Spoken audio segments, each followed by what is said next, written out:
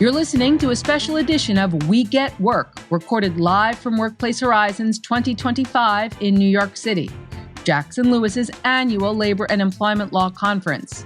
Over 500 representatives from 260 companies gathered together to share valuable insights and best practices on workplace law issues impacting their business today. Here's your personal invitation to get the insights from the conference delivered directly to you. We'll see you in 2026. Welcome to Live from Workplace Horizons 2025. With me this afternoon behind the podcast mic, I have Patty Pryor, principal in our Cincinnati, Ohio office of Jackson Lewis. Good afternoon, Patty. Good afternoon, Alicia. How are you? I am great, and thank you for joining me this afternoon. I know you just spoke during one of the speed rounds. It was, in fact, our opening speed round of the Workplace Horizons conference this year. What did you talk about today?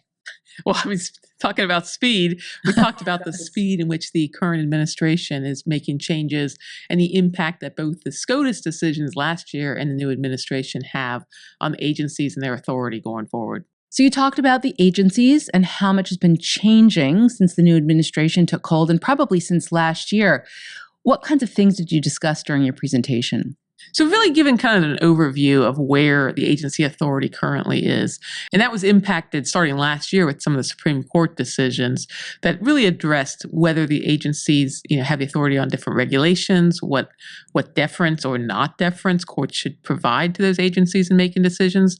And then also kind of the impact of whether agencies, so that's on the legislative side. Sometimes agencies actually step into the legislative side of the government. They also sometimes step into the judiciary side when they adjudicate claims, which also was addressed last year by the Supreme Court with the Jarchesi decision. So both of those decisions, both the Loper-Bright decision that impacted the deference that courts will give to agency regulations and the Jarchesi decision from last year's term of the Supreme Court, impact what agencies can do going forward. And then, of course, you step into 2025, we've got a new administration. And with that new administration, it comes additional changes because there is a push by the administration to deregulate and to decrease the amount of agency activity as a whole. And so we're seeing that impact as well when you have that kind of on combination with the Supreme Court decisions. There's going to be changes in what the agencies can or cannot do going forward. And I know there's a couple of cases on the docket coming down this year that are probably going to impact employers. Did you discuss those this afternoon? We did. There are a couple. In fact, if you look at the Supreme Court's docket, a lot of the cases have either a plaintiff or a defendant that's actually an agency of some sort.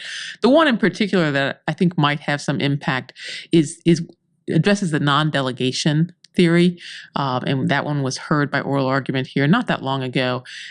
Not yet sure what's going to come out of that. Certainly on political lines, the emphasis from the Supreme Court seems to be a willingness to change and to provide a little more guidance on when an agency steps into non-delegation or when Congress, inappropriately delegates authority to an agency.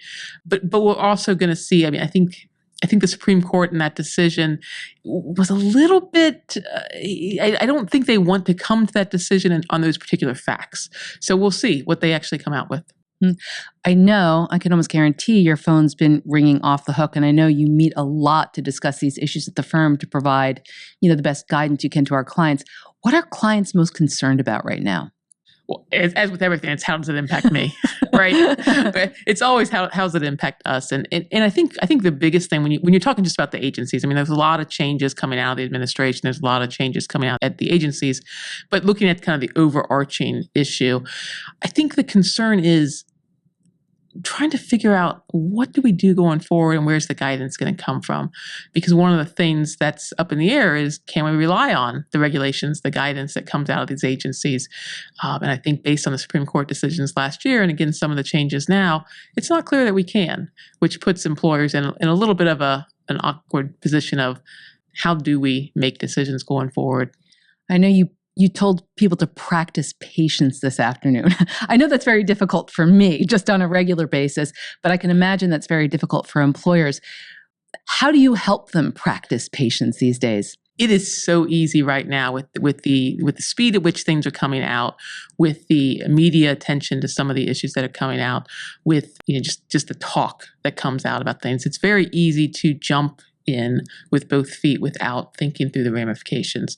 And quite honestly, we've seen that for the last couple of years, where sometimes employers jump into something because it feels like everyone is doing that. I think right now it's important to have some patience, to step back, take a step back, talk with counsel, really think through the purpose, the plan, and what the organization wants to accomplish, and where their risk tolerance is. Because there's a lot of things, lots of things are changing, but at the same time, a lot is not.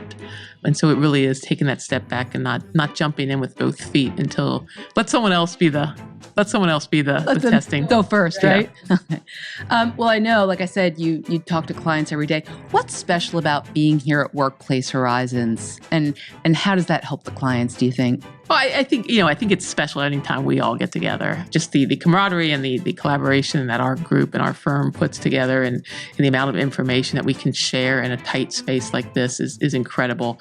And I think it's also, the same collaboration. We've got 700 people here today. We've got people, clients from all types of industries, and being able to collaborate with your peers and discuss with your peers some of these issues is, sometimes as important as discussing it with us. Yeah.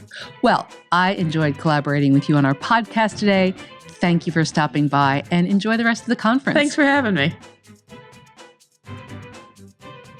Thank you for listening to Jackson Lewis's podcast, We Get Work. Focused solely on workplace issues, it is our job to help employers develop proactive strategies, strong policies, and business-oriented solutions to cultivate a workforce that is engaged and stable. Please tune into our next program, where we will continue to tell you not only what's legal, but what is effective. We Get Work is available to stream and subscribe on your streaming platform of choice, including Apple Podcasts, Spotify, and YouTube. For more information on today's topic, our presenters, and other Jackson Lewis resources, visit jacksonlewis.com.